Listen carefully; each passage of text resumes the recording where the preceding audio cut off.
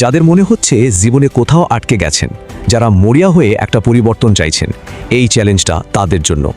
এটা হলো 30 দিনের এক কঠিন অনুশাসনের চ্যালেঞ্জ। 30 এটা কিন্তু শুধু একটা সংখ্যা না, একদমই না। এটা একটা অগ্নি পরীক্ষা, নিজেকে সম্পূর্ণ নতুন করে গড়ে তোলার একটা সুযোগ। প্রস্তুত তো? কারণ এই 30টা দিন আপনার জীবনকে বদলে দিতে পারে।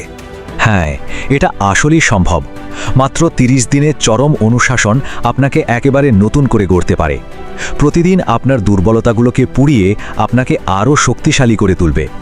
আসল প্রশ্নটা হলো, শুরু করার মতো সাহসটা কি আছে? মনে রাখতে হবে, এই রাস্তাটা কিন্তু দুর্বলদের জন্য নয়। এর জন্য দরকার সত্যিকারের প্রতিজ্ঞা আর মানসিক জোর। বেশ, তাহলে শুরু করা যাক।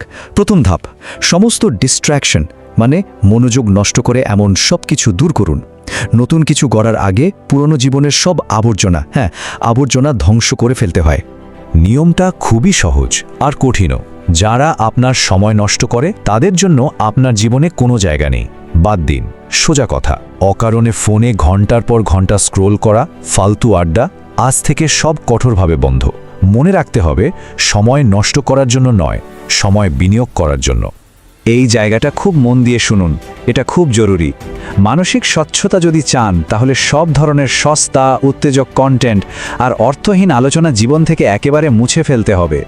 নিজের মনটাকে বিশুদ্ধ রাখতে হবে। এরপর আসছে শরীর, কারণ শরীর হলো মনের ভিত। একটা দুর্বল শরীর দিয়ে কখনো শক্তিশালী মন তৈরি করা যায় না। এখানে কোনো কথা হবে না, এই 3টা নিয়ম অক্ষরে অক্ষরে পালন করতে হবে। 1, প্রতিদিন ভোর 5টার আগে ঘুম থেকে ওঠা, কোনো অজুহাত নেই। 2, রোজ 1 ঘন্টা কঠিন ওয়ার্কআউট। আর 3, জাঙ্ক ফুড ছুঁয়েও দেখা যাবে না। আর এই কথাটা মাথায় গেঁথে নিন, রোজ ঘাম ঝরাতে হবে, প্রতিদিন। এই ঘামই হলো আপনার চেষ্টার প্রমাণ, আপনার প্রতিজ্ঞার প্রমাণ। বেশ, যখন বাইরের সব গোলমাল বন্ধ, শরীর তৈরি, তখন মনকে ধারালো করার সময়। এবার শুরু হবে ইচ্ছাকৃতভাবে নিজেকে উন্নত করার পালা। সফলতার কোনো শর্টকাট হয় না, এটা প্রতিদিনের ছোট ছোট চেষ্টায় তৈরি হয়। তাই রোজ 1 ঘন্টা নিজের ফিল্ড নিয়ে পড়াশোনা করতেই হবে। ফালতু বিনোদন নয়, এবার সেই সময়টা ইনভেস্ট করতে হবে স্কিল তৈরিতে। এমন কন্টেন্ট দেখতে হবে যা আপনাকে আপনার লক্ষ্যের দিকে 1 ধাপ এগিয়ে নিয়ে যায়। আচ্ছা, এবার এই চ্যালেঞ্জের সবচেয়ে কঠিন, সবচেয়ে গুরুত্বপূর্ণ অংশটাতে আসা যাক। এখানে কোনো ফাঁকি চলবে না, এটা হলো নিজের মুখোমুখি হওয়ার পালা। প্রতিদিন দিনের শেষে আয়নার সামনে দাঁড়িয়ে নিজেকে শুধু একটা প্রশ্ন করতে হবে, আমি কি আজকে আমার শপথটা রেখেছি? এটাই আসল পরীক্ষা।